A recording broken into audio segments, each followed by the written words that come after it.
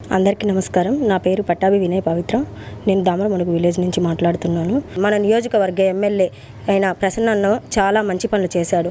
ఒక విలేజ్లో ఏవేవైతే కావాలో గ్రామానికి సంబంధించి ఆయన ట్రస్ట్ ద్వారా, ఆయన సొంత నిధుల ద్వారా గ్రామాలకు ఎంతో మంచి అభివృద్ధి కార్యక్రమాలు చేశారు.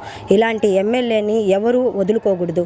ఎందుకు చెప్తున్నానంటే, ఇలాంటి మంచి నాయకులు ఉన్నప్పుడే మన గ్రామాలు స్వరాజ్యంగా తయారవుతాయి. అలాంటి గ్రామాలను అభివృద్ధి చేసుకోవడంలో ప్రజలందరికీ ముందుకొచ్చి ఈ 2024 ఎలక్షన్స్లో పైన జగనన్నని, ప్రసన్నన్నను ఇద్దరిని గెలిపించుకోవాలి. అలాగే మనకు 2 గుర్తులు ఉంటాయి ఫ్యాన్ గుర్తుకి, ఒకటి ఎంపీకి, ఒకటి ఎమ్మెల్యేకి. ఇది ఒక్కటైతే ప్రతి ఒక్కరు గుర్తుపెట్టుకోండి. ఎందుకంటే ఈ 2 ఓట్లు వేస్తేనే పైన జగనన్న సీఎం అవుతారు. ఈ 2 ఓట్లు వేసుకొని మనం గెలిపించుకుంటే నెక్స్ట్ 5 ఏళ్ళు మన గ్రామాన్ని స్వరాజ్యంగా చేసుకోవచ్చు. ప్రతి పేదవాడు గుర్తించుకోవాల్సిన విషయం ఒకటే, మన గత 5 ఏళ్ళ ప్రభుత్వం ఎలా ఉంది, ఇప్పుడు ఎలా ఉంది, ప్రతి పేదవాడు ఎంత లబ్ధి చేకూరుస్తున్నాడు. ఒక అభివృద్ధి అంటే డెవలప్మెంట్స్ ఒకటైన అభివృద్ధి, పేదవాడు ఎదగడం డెవలప్మెంట్ కాదా?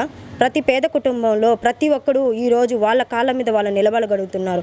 వాళ్ళకి ఇచ్చిన సంక్షేమ పథకాలతో వాళ్ళు ఏదో ఒక వ్యాపారం మీద పెట్టుకొని వాళ్ళు ఎంతో లబ్ధి చేకూరుస్తూ వాళ్ళ కుటుంబాన్ని వాళ్ళు ముందుకు సాగించుకుంటున్నారు. ఒకప్పుడు ఏదన్నా పథకం కావాలి, ఏదన్నా మనకు గవర్నమెంట్ నుంచి వస్తుందంటే వాళ్ళకి తెలియక ఎన్నో ఇబ్బందులు పడ్డారు. ఈరోజు అలాంటి స్థితి అయితే లేదు ఎవరికి. ఒక వాలంటరీ వ్యవస్థను తీసుకొని వచ్చి ఆ కుటుంబానికి వాళ్ళకి ఏ లబ్ధి చేకూరుస్తుందో అన్నీ గవర్నమెంటే ముందుండి తీసుకొని వెళ్తుంది. ఇలాంటి గవర్నమెంట్ని ఎవరు వదులుకోవద్దండి.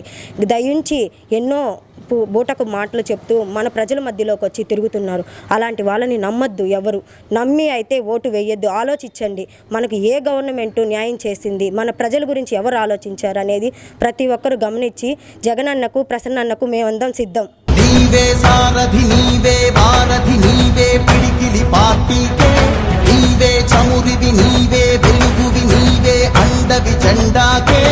ఏం తగిలిన గాయాలే నీ సహనము చూపావే, ఏం అదరక ఏం బెదరక ముందుకు చూపావే.